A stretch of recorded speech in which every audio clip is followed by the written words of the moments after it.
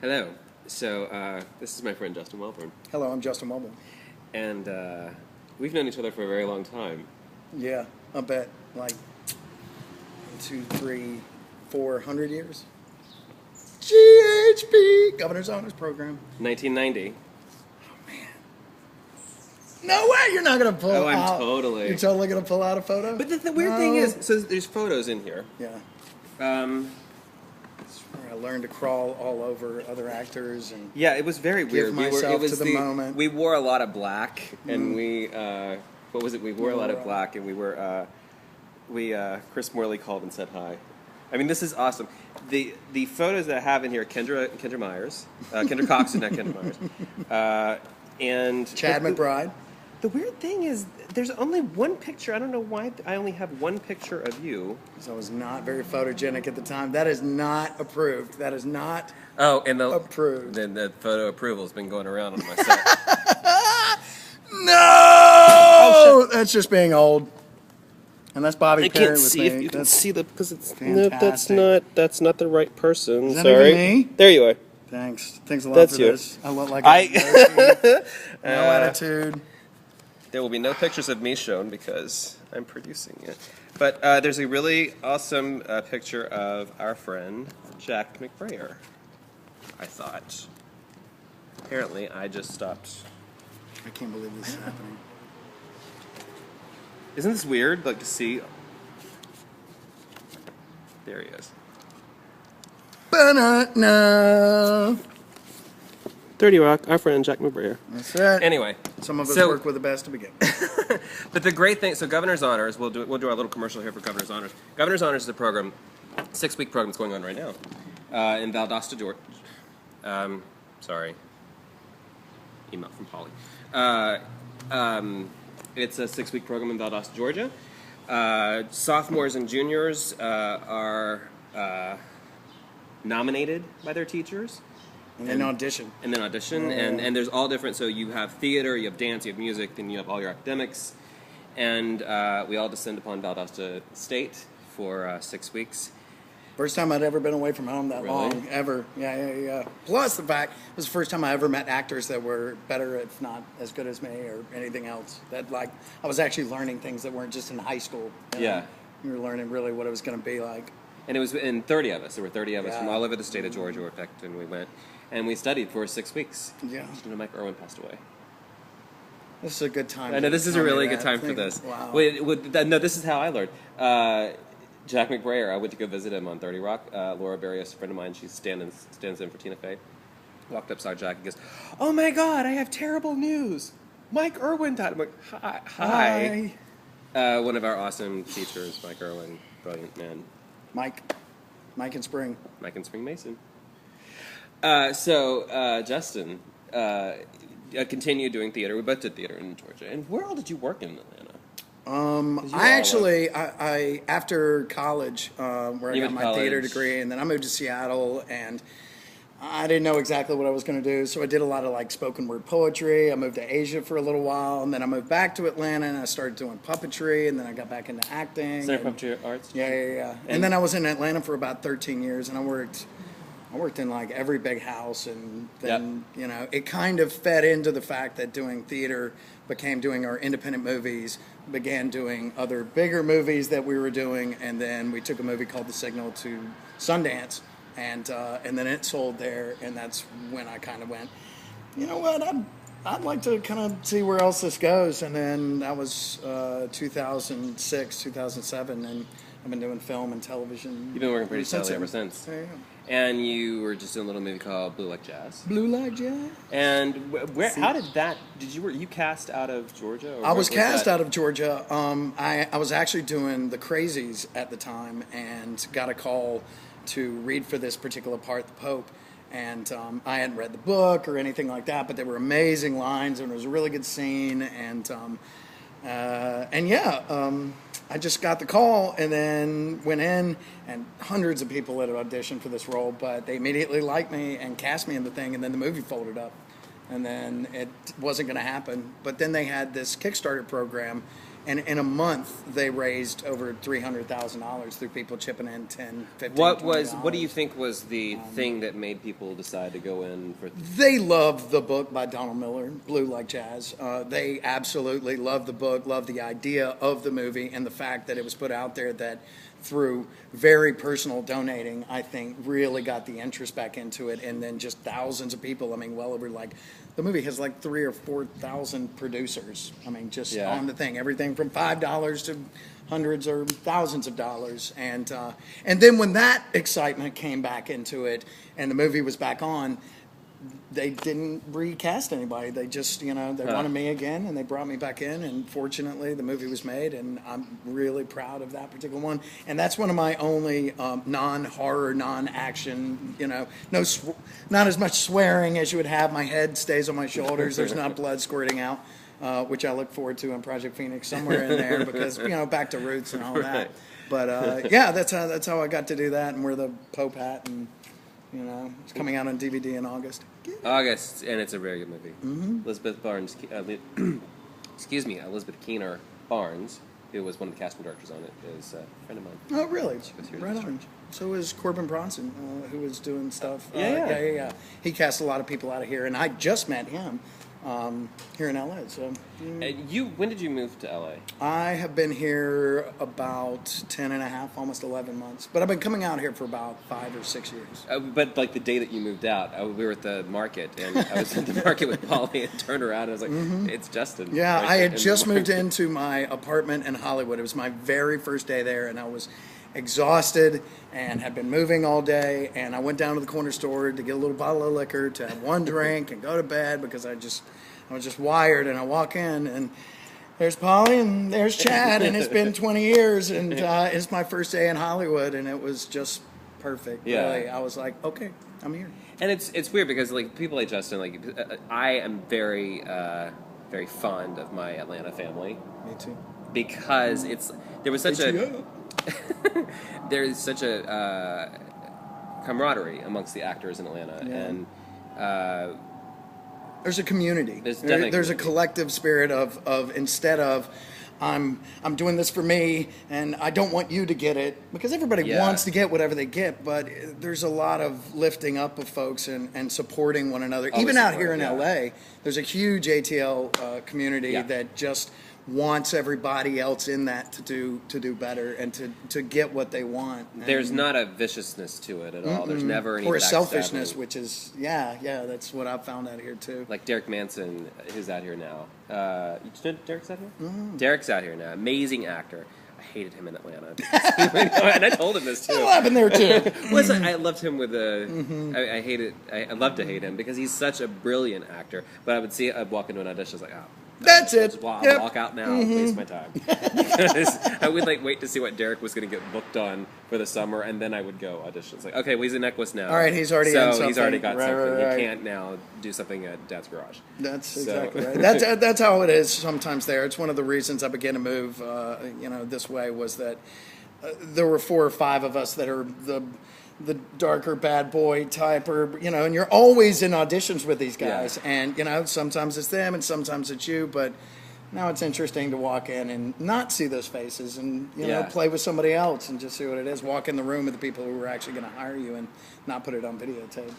Right. Send it out. And here. the thing about Atlanta especially was that people did it for the love of it. Because Oh, you yeah. Mm-hmm. had to have your day job in order so it wasn't like it is out here where people still have their day job, but it's like people did it for the love of it. Yeah, I've just had hundreds of jobs, and I've been really fortunate. Most of my time in Atlanta, I just didn't care about being poor, and I would put together Yeah. 4 or 5 theater jobs, doing puppets on one and building sets on another and acting in another or 2 or whatever like that, and trying as much as possible to stay in that vein.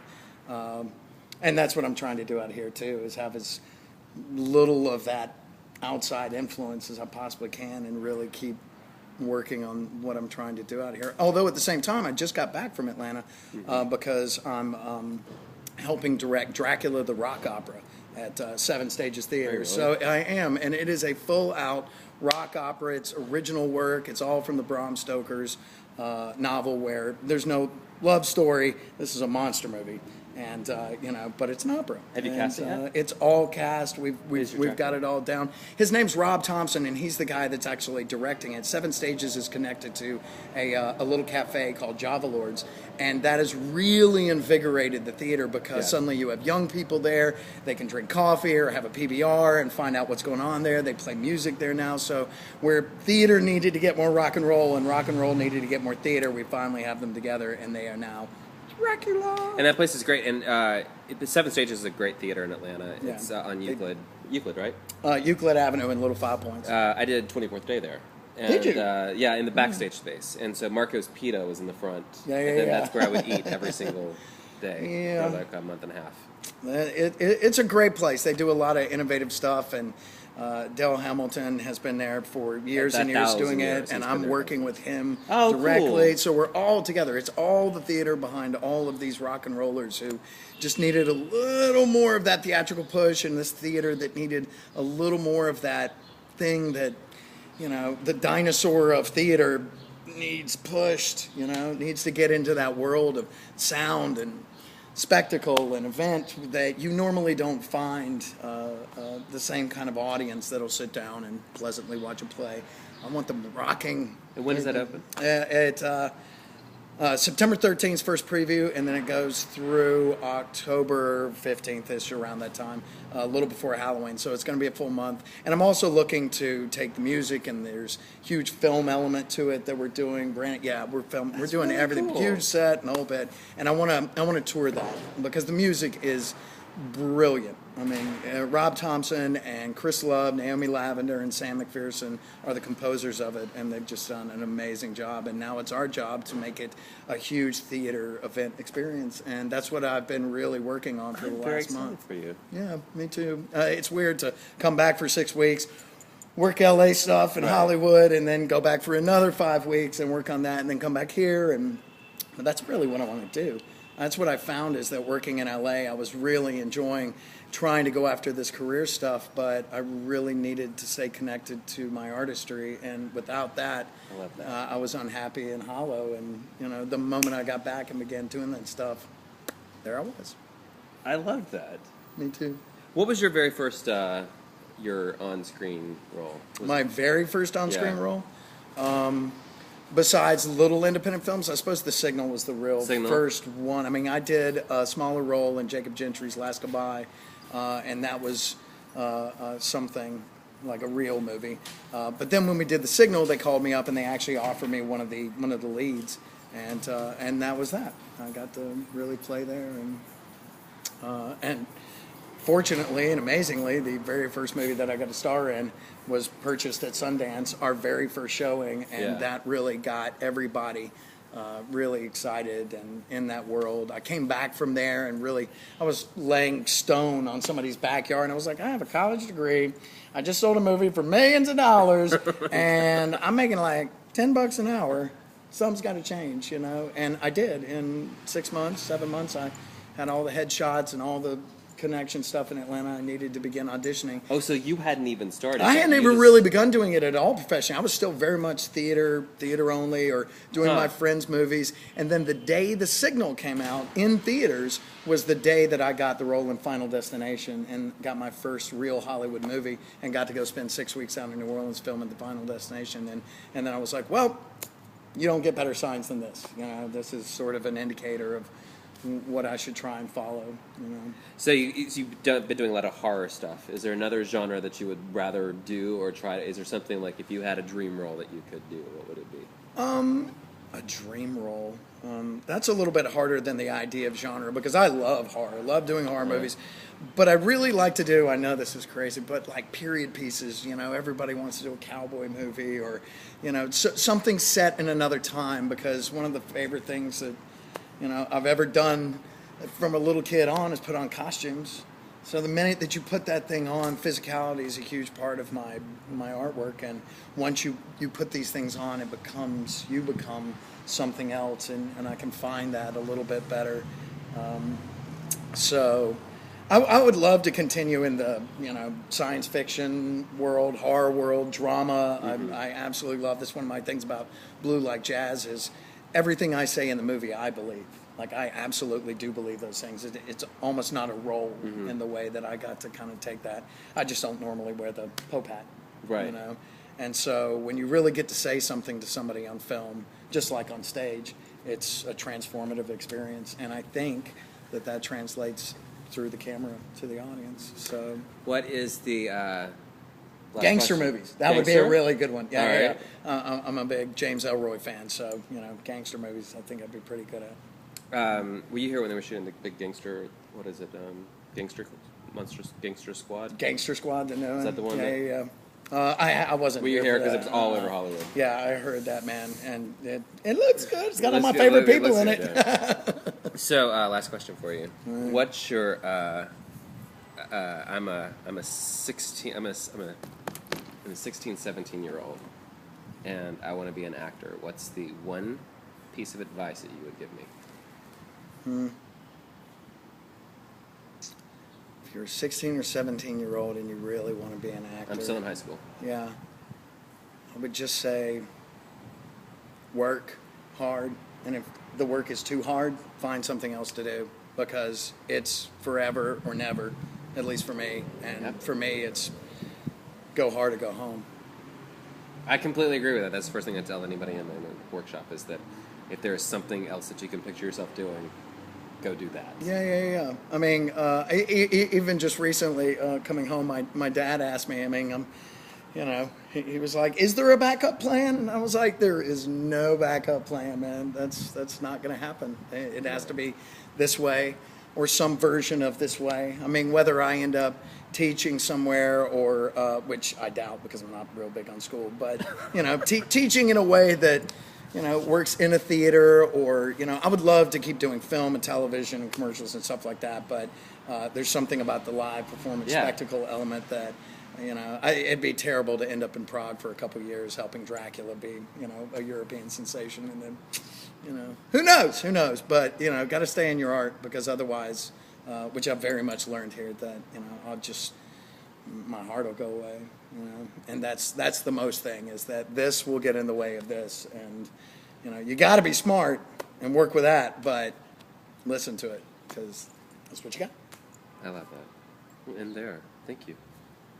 Thank you, buddy. Yeah. Oh, Totally. and I have to say, because we had